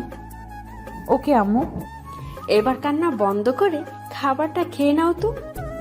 এরপর মাইশা ছোটদের মতো করে আম্মুর হাতে খাবার খেয়ে আবার রুমে চলে আসলো। রুমে আমার বুকে মাথা দিয়ে ঘুমিয়ে পড়ল। সকালবেলা গায়ে পানি পড়ায় ঘুমটা ভেঙে গেল। চোখ খুলে দেখি মাইশার চুল থেকে পানি ঝরতেছে, আর মাইশাকে ভেজা চুলে খুব সুন্দর লাগতেছে। আমি আর নিজেকে কন্ট্রোল করতে না পেরে মাইশাকে পিছন থেকে জড়িয়ে ধরলাম। এই কি করছো? ছাড়ো আমায়। কেন ছাড়বো কেন? এখন কেউ এসে পড়লে সমস্যা হবে। কেন? আমি আমার বউকে আদর করব, এতে কার কি সমস্যা? তা মহারাজ, আজ এত রোমান্টিক মুডে কেন? তুমি এত সুন্দর কেন বলো তো? মন চায় সব সময় তোমাকে আদর করতে। আচ্ছা যাও গিয়ে ফ্রেশ হয়ে আসো, আম্মু আমাদের জন্য অপেক্ষা করতেছে। কে তুমি? যাও, আমি আসতেছি। ওকে। এরপর ফ্রেশ হয়ে বাহিরে আসলাম। বাহিরে এসে দেখি সবাই চেয়ারে বসে আছে আর আমার জন্য অপেক্ষা করতেছে। আব্বু আমাকে দেখে জড়িয়ে ধরলো আর বলল, এতদিন কোথায় ছিলি বাবা? আমাদের কথা কি কোনো দিনও মনে পড়েনি? আজ 10 বছর হলো, তারপর আসলি। আর তো আমার কোনো নামই নেই, কেন আমরা তোর কেউ হয় না? বাবা, আমার তোমার কথা খুব মনে পড়তো, কিন্তু কি করব, তোমাদের সম্মান যা হানি হয়েছে তা তো ফিরিয়ে আনতে হবে। তুই আর কোথাও যাচ্ছিস না তো? না বাবা, আম্মু নাস্তা দাও, আমি একটু বাহির হব। এখন আবার কোথায় যাবি? ওইখান থেকে আসলে বলবো। আর তোমরা কাপড় চোপড় সবকিছু গুছিয়ে রাখিও। কেন কাপড় চোপড় গুছিয়ে রাখবো? আমি নতুন ফ্ল্যাট কিনছি, ওইখানে চলে যাব। আর আমি এখন কলেজে যাব, কারণ ওই কলেজের সভাপতি এখন আমি। আচ্ছা ঠিক আছে। এরপর নাস্তা করে সোজা কলেজে চলে আসলাম। কলেজে এসে দেখি কলেজে প্রোগ্রাম হচ্ছে। প্রোগ্রাম হবে নাই বা কেন, নতুন সভাপতিকে বরণ করতে হবে যে। এরপর আমি গাড়ি নিয়ে কলেজের মাঠে নামলাম। গাড়ি থেকে নামার সাথে সাথেই কলেজের স্টুডেন্টরা সবাই আমাকে ফুল নিয়ে বরণ করে নিচ্ছে। এরপর আমি স্টেজে গিয়ে বসে পড়লাম। এরপর প্রিন্সিপাল মাইকে অ্যানাউন্স করলেন, মাই ডিয়ার স্টুডেন্ট, আজকে আমাদের কলেজের নতুন সভাপতি তোমাদের সম্মুখে কিছু বলবেন। আমি সভাপতি মহোদয়কে অনুরোধ করব উনি যেন তার মূল্যবান বক্তব্য পেশ করেন। প্রিন্সিপালের অ্যানাউন্স শুনে সবাই হাততালি দিল। এরপর আমি স্টেজে গিয়ে মাইকে গিয়ে আমার বক্তব্য শুরু করলাম। আসসালামু আলাইকুম, সবাই কেমন আছেন? আমি এই কলেজের স্টুডেন্ট ছিলাম, কিন্তু এই কলেজে আমার স্থান হয়নি। শুধুমাত্র মিথ্যা অপবাদে আমাকে এই কলেজ থেকে টিসি দিয়েছিলেন। তখন সভাপতি ছিলেন মিস্টার চৌধুরী। সেদিন আমি ওনাকে চ্যালেঞ্জ করছিলাম, একদিন ওনার কলেজের সভাপতি আমি হব। আমি আমার চ্যালেঞ্জ রেখেছি। কিন্তু তোমরা সবাই স্টুডেন্ট, তোমাদেরকে একটা কথাই বলবো, জীবনে যত বাধাই আসুক না কেন, কোনোদিন পিছিয়ে যাবে না। শত বাধা বিপত্তি পেরিয়ে তোমাদেরকে এগিয়ে যেতে হবে। সবসময় একটা কথাই মনে রাখবে, জীবনে সাফল্য অর্জন করতে চাইলে অনেক বাধা বিপত্তি পার করতে হবে। তাহলে এই কথাই রইল, সবাই মন দিয়ে পড়াশোনা করবে। ধন্যবাদ। এরপর কলেজে থেকে বাহির হয়ে গাড়ি নিয়ে সোজা ফ্ল্যাট বাড়িটার দিকে গেলাম। ফ্ল্যাট বাড়িতে ঢোকা মাত্রই একটা ভিডিও মেসেজ আসলো। ভিডিও মেসেজটা দেখে তো আমার কলিজার পানি শুকিয়ে গেছে। ভিডিওটাতে দেখানো হচ্ছে মাইশাকে কারা যেন কিডন্যাপ করে একটা বাগান বাড়িতে বেঁধে রেখেছে। আর ভিডিওতে বলছে আমার সব কোম্পানি এবং আমার 700 কোটি টাকা তার নামে করে দিতে হবে। কিন্তু কে হতে পারে? কে আমার শত্রু হতে পারে? কে কে কে কে কে হতে পারে? মাইশাকে কিডন্যাপ করেছে, সে যেই হোক না কেন, যে আমার প্রাণকে কিডন্যাপ করছে তাকে তো আমি ছাড়বো না। সে যেই হোক না কেন, তাকে আমি প্রাণে মেরে ফেলবো। এরপর ওইখানে আর না থেকে বাসায় চলে আসলাম। বাসায় এসে দেখি বাসার সব কিছু ভাঙা আর বাবা মার নিথর মৃতদেহ মাটিতে পড়ে আছে। আমি দৌড়ে গিয়ে বাবা বলে কান্না করে দিলাম। হঠাৎ দেখি বাবা একটু রেসপন্স করতেছে। তামিম, তুই এসেছিস, কিন্তু তোর সাথে আমরা থাকতে পারলাম না। কিন্তু মাইশা তোর কলেজে সভাপতি কিডন্যাপ করেছে, মাকেও মারার চেষ্টা করছিস, কিন্তু তুই শুধু তোকে বলার জন্য হয়নি, আল্লাহ আমাকে বাঁচিয়ে রেখেছে। আমার সময় শেষ হয়ে যাচ্ছে। না বাবা, তোমাকে আমি কিছু হতে দিব না, তোমাকে এখনই হসপিটালে নিয়ে যাব। এরপর বাবাকে কোলে করে গাড়ির কাছে নিয়ে যেতেই বাবার প্রাণটা চলে গেল। বাবা, বাবা তোমাদের নামে শপথ করতেছি, তোমাদের খুনিকে আমি বাঁচতে দিব না। এরপর বাবা আর মায়ের দাফন কাফন সেরে বাসায় এসে আমার রুম থেকে 3.888 mm বুলেটের পিস্তলটা নিয়ে গাড়ি করে সোজা অবনীর বাসায় চলে গেলাম। বাসায় গিয়ে দেখি অবনী আর অবনীর মা ছাড়া কেউ নাই। আমি অবনীর মাথায় পিস্তল ঠেকিয়ে ওর বাবাকে কল করলাম। বাবা। মামুনি বল। কোথায় জিজ্ঞাসা করো। বাবা তুমি কোথায়? এই তো আমাদের বাগান বাড়িতে আছি। কেন বলতো? এমনি বলছিলাম। অবনী থেকে ফোনটা কেড়ে নিয়ে ভেঙে ফেললাম। এরপর অবনীকে আর অবনীর মাকে গুলি করে সোজা বাগান বাড়ি চলে আসলাম। এরপর বাগান বাড়ির সামনে গিয়ে দেখি চারিদিকে অবনীর বাবার লোকেরা পাহারা দিচ্ছে। তাই আমি বাগান বাড়ির পিছনে গিয়ে পিস্তলের সাইলেন্সার লাগিয়ে বাগান বাড়িতে লুকিয়ে লুকিয়ে ঢুকে পড়লাম। একটু এগিয়ে গিয়ে দেখি মাইশাকে চেয়ারে বাঁধানো অবস্থায় রয়েছে। আর মাইশাকে দেখে সামনে যেতেই অবনীর বাবার লোকেরা আমাকে মাথায় পিস্তল দিয়ে ঘিরে ফেললো। একটু পর অবনীর বাবা এসে আমাকে বলল, এই কাগজ আর এই ল্যাপটপ নে, তোর সব কিছু আমার নামে করে দে। আর তোর অ্যাকাউন্ট টাইপ করে পাসওয়ার্ড দিয়ে তোর সব টাকা আমার অ্যাকাউন্টে ট্রান্সফার করে দে, না হলে তুই তোর মাইসাকে বাঁচাতে পারবি না। মৃত্যুর মুখে দাঁড়িয়েও তোর ভয় করছে না? এইভাবে হাসতেছিস কেন? অস্ত্র দিয়ে লড়তে পারবি, কিন্তু অস্ত্র ছাড়া লড়ার সাহস তোর নাই।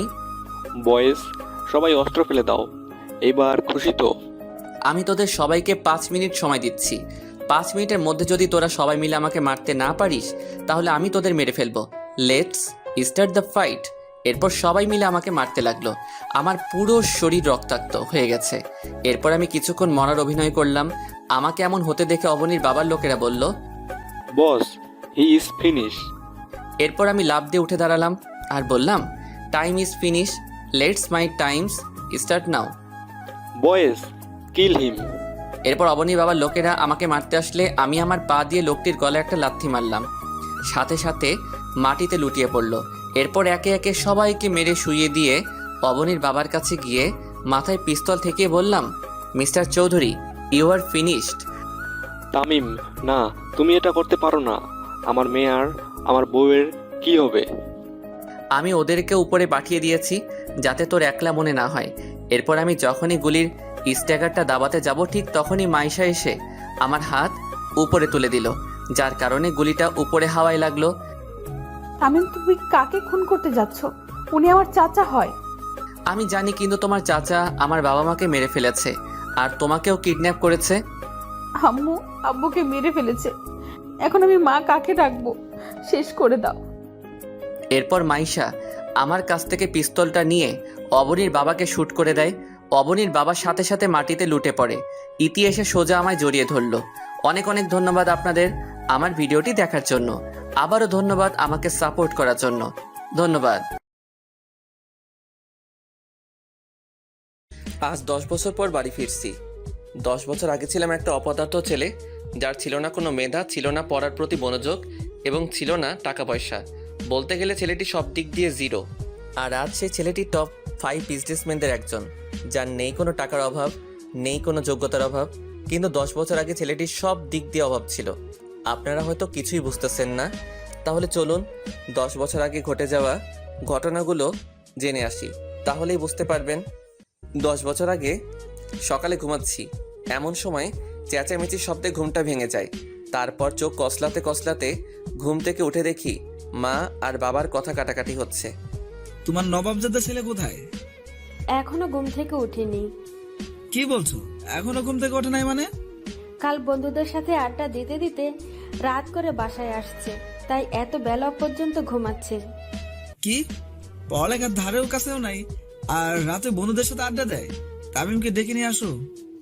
আচ্ছা, এই বলে আমার রুমে আসতে যাব, তখনই আম্মু আমাকে ডেকে বলল, এই তো তোমার ছেলে ঘুম থেকে উঠলো। ওই কাল রাতে কোথায় ছিলি? বন্ধুদের সাথে আড্ডা দিতে দিতে রাত হয়ে গেছে।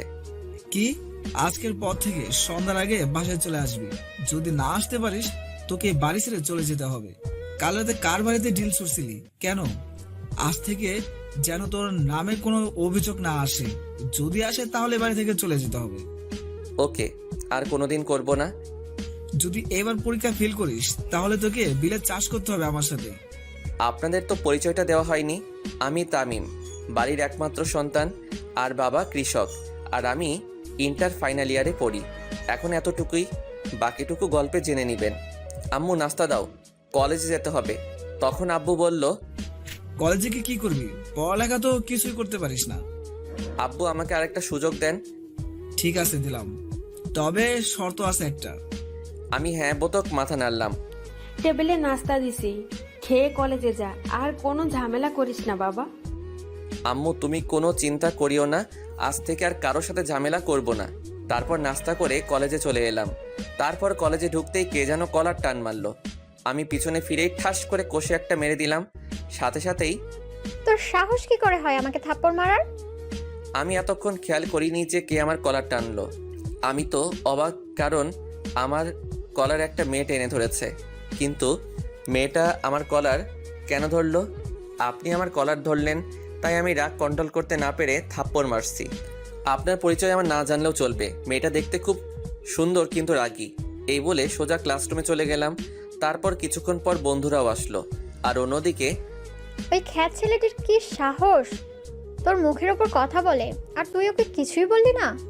কি রবণী, তুই ওই খ্যাত ছেলেটাকে ছেড়ে দিলি কেন? আমি এত সহজে ওই খ্যাটটারে ছেড়ে দেবো ভাবছিস? তোর কি কোনো প্ল্যান আছে? প্ল্যান আছে, আর সেটা ছুটি হলেই দেখতে পারবি। এখন ক্লাসে যাই। তারপর তারা ক্লাসে চলে আসলো। তখন রাফি আমার বন্ধু বলল, কিরে তোর আজ কি হলো? তোকে বউতে ধরা নেই তো? আমি তো ঠিক আছি, আর তোদের কেন মনে হলো আমাকে ভূতে ধরেছে? তখন রিয়াদ বলল, আসলে তুই তো কোনোদিন কলেজে আসিস না, তাই বলছি। আর কলেজে আসলেও তো তুই ক্লাস করিস না, তাই বললাম। হঠাৎ তাদের সাথে কথা বলতে বলতে দরজার দিকে তাকাতেই একটা মেয়েকে দেখে আমি অবাক। কারণ দরজা দিয়ে যেই মেয়েটি আসছে সেই আর কেউ নয়, সে হচ্ছে কিছুক্ষণ আগে যার সাথে ঝগড়া করছিলাম সেই মেয়েটা।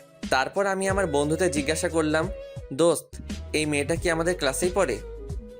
কেন? না, একটু আগে মেয়েটাকে থাপ্পড় মারছিলাম তাই। কি তুই জানিস ওকে? আমার জানার দরকার নেই, আগে বলো এই মেয়েটার নাম কি?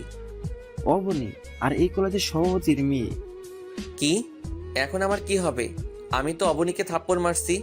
এটা যদি তার আব্বুকে বলে দেয় তাহলে তো আমার কলেজ আর পড়া হবে না, সাথে বাড়ি থেকে চলে যেতে হবে। অন্যদিকে অবনীর বান্ধবী নীলা অবনীকে বলে, অবনী দেখ, ওই খ্যাতটা আমাদের সাথেই পড়ে। তাহলে তো আমার আরো সুবিধা হলো। আমিও তাই ভাবছি। তারপর দেখি স্যার ক্লাসে এসে আমাকে দেখে স্যার বলল, ক্লাসে কিছু এলিয়েন দেখতেছি, তোমরা কি তাদের দেখতেছো? আমাকে উদ্দেশ্য করে বলল, কারণ এর আগে কলেজে আসলেও ক্লাস করিনি, তাই ক্লাসে দেখে স্যার অবাক হয়ে গেল। আর আমি স্যারকে বললাম, স্যার এখানে তো কোনো এলিয়েন নাই। তোমাকে দেখে তো এলিয়েনই মনে হচ্ছে। আর এতদিন পর কি জন্য ক্লাস করতে আসছো? 1 মাস পরই তো তোমার পরীক্ষা, একেবারে পরীক্ষা দিতে আসলেই তো হয়। আসলে স্যার আজ থেকে ভালো হয়ে গেছি আর নিয়মিত ক্লাস করব। আমার কথা শুনে সবাই অবাক হয়ে গেল। তার থেকে আরো বেশি অবাক হলো স্যার, আর আমার বন্ধুরাও অবাক হয়ে গেল, কারণ তারা ভাবতে পারিনি যে আমি আজ থেকে ক্লাস করব। তখন স্যার বলল, ক্লাস করলে ভালো। তারপর স্যার আরো কিছুক্ষণ ক্লাস করিয়ে চলে গেল। তারপর সব ক্লাস করে যখনই বন্ধুদের নিয়ে গেট দিয়ে বাহির হব, তখনই কে যেন খ্যাত খ্যাত করে আমাকে ডাকতেছে। ওই খ্যাত। আমি পিছনে ফিরে দেখি অবনী আমায় ডাকতেছে। আমাকে বলতেছেন, এখানে তুই ছাড়া আর কে আছে? আচ্ছা আসতেছি। এই বলে আমার বন্ধুরা সহ আমি অবনীর কাছে গেলাম। ওই তোরা যা। আমরা কেন যাব? যেতে বলছি, যাবি নাকি অন্য ব্যবস্থা করব? আচ্ছা যাচ্ছি। তারপর ওরা চলে যাওয়ার পর, ওই তোর নাম কি? তামিম। আর কি জন্য ডাকছেন ওইটা বলেন। কেন, তোকে কি কাজ ছাড়া ডাকা যায় না নাকি?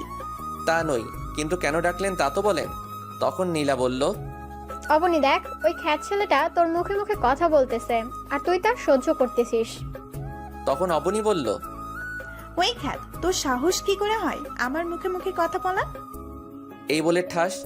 আপনারা ভাবছেন থাপ্পড়টা আমার গালে লাগছে? আপনারা ঠিকই ভাবছেন, থাপ্পড়টা আমার গালে লাগছে। আর ওর থাপ্পড়ের আওয়াজ শুনে যারা কলেজে ছিল সবাই আমার দিকে তাকিয়ে আছে, আর আমি গালে হাত দিয়ে দাঁড়িয়ে আছি। আমাকে মারলেন কেন? আবার আমার মুখে মুখে কথা বলতেছিস? সরি আপু। ঠাস, আবার থাপ্পড় মারলো। এই বড়লোক মেয়েগুলো গরিবদের ভাবেটা কি? আমরা গরিব বলে কি আমাদের কোনো প্রাণ নেই? আমাদের কি কোনো ফিলিংস নেই? আমরাও তো মানুষ। আপনি আবার আমায় মারলেন কেন? আজ থেকে আমায় ম্যাডাম বলে ডাকবি। কি বলে ডাকবি? ম্যাডাম বলে। এই তো, গুড বয়। আর শোন, কাল সকালে তাড়াতাড়ি আসবি। Okay madam. তারপর অবনীর কাছ থেকে বিদায় নিয়ে সোজা বাসায় চলে আসলাম। তারপর ফ্রেশ হয়ে আম্মুকে বললাম, আম্মু খুব খিদে পেয়েছে, খাবার দাও। আচ্ছা তুই টেবিলে বস, আমি খাবার দিচ্ছি। তারপর খাবার খেয়ে রুমে গিয়ে শুয়ে গেলাম। আর কলেজে ঘটে যাওয়া ঘটনাগুলো ভাবতেই কখন যে ঘুমিয়ে গেলাম নিজেও জানি না। অন্যদিকে অবনী কলেজ থেকে বাড়ি ফিরে আর গান গেয়ে গিয়ে সিঁড়ি থেকে উঠতে যাবে, ঠিক তখনই শিমুল চৌধুরী, আজ আমার মেয়েকে এত সুন্দর লাগছে কেন? আমি একটা ছেলেকে ভালোবেসে ফেলেছি। তা কে সেই ছেলেটা, যে ছেলেটা আমার এই মেয়ের মন কেড়ে নিয়েছে? ছেলেটার নাম তামিম, কিন্তু তার স্ট্যাটাস আমাদের মতো অত হাই লেভেলের না। ও, তা ছেলেটাকে কি বলেছিস তুই অনেক পছন্দ করিস বা ভালোবাসিস? না মা, আচ্ছা এসব এখন থাক না। এসব এখন খুব জোরে খিদে পেয়েছে। তুমি খাবার রেডি করো, আমি ফ্রেশ হয়ে আসতেছি। নীলা, আচ্ছা যা মা। দোস্ত তুই কোথায়, আজ আসবি না? আমি তো ঘুম যাচ্ছি। কি? আচ্ছা তুই রফিক আঙ্কেলের চায়ের দোকানে চলে আয়। কেন বলো তো, কোনো সমস্যা হয়েছে নাকি? আরে না, আজ আড্ডা দিবি না? আমি তো আড্ডা দেওয়ার জন্য কল দিচ্ছি। সরি দোস্ত, আজ থেকে আমি আর আড্ডা দিব না। আচ্ছা তামিম, তুই কি আমাদের সেই বন্ধু তামিম নাকি অন্য কেউ? কেন বলতো? না মানে ভূতের মুখে রাম রাম শুনছি তাই বলতেছি। এখানে রাম রামের কি হয়েছে? আমরা তো অনেক আড্ডা দিয়ে অনেক সময় নষ্ট করছি, আর সামনে পরীক্ষা, তাই ভাবলাম ভালোভাবে প্রস্তুতি নিতে হবে। আচ্ছা ঠিক আছে দোস্ত। তারপর বাইরে চলে আসলাম, তারপর মাগরিবের নামাজ পড়ে বাড়িতে চলে আসলাম আর বই নিয়ে পড়তে বসলাম। তারপর 10টার দিকে আম্মু খাবার জন্য ডাক দিল, তারপর ডিনার করে ঘুমিয়ে গেলাম। তারপর সকালবেলা ঘুম থেকে উঠে ফ্রেশ হয়ে নাস্তা করে কলেজে যাই। আর কলেজে গিয়েই তো আমি অবাক, কারণ অবনী আজ শাড়ি পরে আসছে, মনে হচ্ছে আসমান থেকে পরি নেমে এসেছে। ছি, আমি এসব কি ভাবতেছি? ও কোথায় আর আমি কোথায়? ওরা বড়লোক আর আমরা গরিব, ওদের সাথে আমাদের মানায় না। তারপর এইসব ভাবতে ভাবতে ক্লাসে চলে আসলাম। নীলা, আজ এই খ্যাটটা আসেনি নাকি? জানি না রে। আচ্ছা চল, ক্লাসের সময় হয়ে গেছে, ক্লাসে যাই। চল। কি রে অবনী, কাকে খুঁজছিস? আর ওই খ্যাটটা আসে নাই না কি আজ? তারপর হঠাৎ অবনীর আমার দিকে চোখ পড়তেই, দেখ নীলা, ওই খ্যাটটা কলেজে আসলো অথচ আমার সাথে দেখা করেনি। এর একটা বিহিত করতে হবে। আজ ওর একটা বিহিত করতেই হবে। ক্লাস ছুটি হোক তারপর দেখাচ্ছি। আমি ক্লাসে এসে বন্ধুদের পাশে বসে গেলাম। তখন রাফি বলল, কিরে দোস্ত, কি অবস্থা? এই তো ভালো, তোদের কি অবস্থা? আমরাও ভালো দোস্ত। তারপর স্যার ক্লাসে চলে আসলো। তারপর স্যার কিছু নোট লিখে দিলেন আর বললেন, আচ্ছা, কাল তোমাদের এই বিষয়ের উপর ক্লাস টেস্ট নেওয়া হবে, তাই সবাই ভালোভাবে প্রস্তুতি নাও। তারপর স্যার আরও কিছুক্ষণ ক্লাস করে চলে গেলেন। তারপর একে একে সব ক্লাস করে চলে আসতে যাব, তখন দেখি অবনী গেটের ওইখানে দাঁড়িয়ে আছে। আমি অবনীকে না দেখার ভান করে চলে যেতে যাব, তখনই, ওই খ্যাট, তোকে সকালে আমার সাথে দেখা করতে বলেছিলাম না? সরি, আসলে ভুলে গেছিলাম। কাল সকালে আসার পর আমার সাথে দেখা করে তারপর ক্লাস করতে যাবি। আচ্ছা। এখন তুই যেতে পারিস। আচ্ছা, যাচ্ছি। এই বলে বন্ধুদেরকে নিয়ে চলে আসলাম। মাঝপথে রিয়াদ বলল, আচ্ছা দোস্ত, ওই অবনী তোর পিছনে এইভাবে লেগে আছে কেন? তখন রাফি বলল, ওই দিন অবনীকে তামিম থাপড় মারলো না, মনে হয় ওইটা বদলা নেওয়ার প্ল্যান করতেছে। এই রে, এরা কিভাবে জানলো আমি অবনীকে থাপ্পড় মারছি? সত্যি তুই অবনীকে থাপ্পড় মারছিস? তাহলে তো তুই শেষ। আরে এমনি ভয়ে ভয়ে আছি, আর তুই সেইখানে আরো ভয় দেখাচ্ছিস। কোথায় সাহস দিবি তা না করে উল্টা আমায় ভয় দেখাচ্ছিস। তোরা কি আদৌ আমার বন্ধু নাকি শত্রু তা আজও জানতে পারলাম না। দোস্ত ওসব বাদ দে তো, কাল যে টেস্ট পরীক্ষা হবে তা নিয়ে কিছু ভাবছিস? যা হবে কাল দেখা যাবে। আচ্ছা চলি দোস্ত, আর ভালোভাবে প্রস্তুতি নিস। ওদের সাথে কথা বলতে বলতে বাড়িতে চলে আসলাম। বাড়িতে ঢুকে মাকে বললাম, আম্মু খুব খিদে পেয়েছে, খাবার দাও। আচ্ছা তুই ফ্রেশ হয়ে আয়, আমি টেবিলে খাবার দিচ্ছি। তারপর আমি ফ্রেশ হতে চলে গেলাম। অবনী, তুই এই খ্যাতটাকে সবসময় এভাবে ছেড়ে দিস কেন? আরে অপেক্ষা কর, ফাইনাল পরীক্ষার পর আমাকে থাপ্পড় মারার প্রতিশোধ নেব। দেখ কাল কি করি। মুখে তো বলে দিলাম, তামিমকে কি আমি শাস্তি দিতে পারবো না? আমি তামিমের থেকে প্রতিশোধ নিতে পারবো না, কারণ আমি যে তামিমকে খুব ভালোবেসে ফেলেছি। তামিমকে কি আমি বলতে পারবো আমার ভালোবাসার কথা? কিরে, তুই কি ভাবছিলি এতক্ষণ? সে কখন থেকে ডাকতেছি, তোর কোনো খুশি নেই? না কিছু না, চল বাড়ি যাই। তারপর ওরা দুইজনে বাড়ি চলে আসলো। এদিকে তামিম ফ্রেশ হয়ে খাবার খেয়ে ঘুমিয়ে পড়ে। তারপর সন্ধ্যা দিকে মাগরিবের নামাজ পড়তে বসে, কারণ কাল তার টেস্ট পরীক্ষা, তাই ভালোভাবে প্রস্তুতি নিতে হবে। তারপর 2 ঘন্টা পরে একটু বিশ্রাম নেয়, তারপর ডিনার করে শুয়ে পড়লাম। সকালবেলা 6টায় ঘুম থেকে উঠে ফ্রেশ হয়ে আবার পড়তে বসলাম। তারপর দেখতে দেখতে কলেজের সময় হয়ে গেল। তারপর নাস্তা করে কলেজে চলে এলাম। তারপর অবনীর সাথে দেখা করে ক্লাসে চলে এলাম। তারপর প্রিন্সিপাল এসে আমাকে ডেকে তার কেবিনে নিয়ে গেল। এরপর স্যার যা বললো তা শুনে তো আমার নিচ থেকে মাটি সরে গেল। তারপর কলেজে এসে সোজা অবনীর কাছে চলে গেলাম। কিরে, আজ তুই নিচেই চলে আসলি? যাক, ভালোই হলো। বলেন ম্যাডাম, কেন ডেকেছেন? কেন ডেকেছি তার জন্য কি তোকে কৈফিয়ত দিতে হবে নাকি? এই বলে ঠাস করে 2 গালে 2টা থাপ্পড় মারলো। থাপ্পড়টা এত জোরে লাগলো যে আমার ঠোঁট থেকে রক্ত বের হচ্ছে আর খুব জ্বলছে।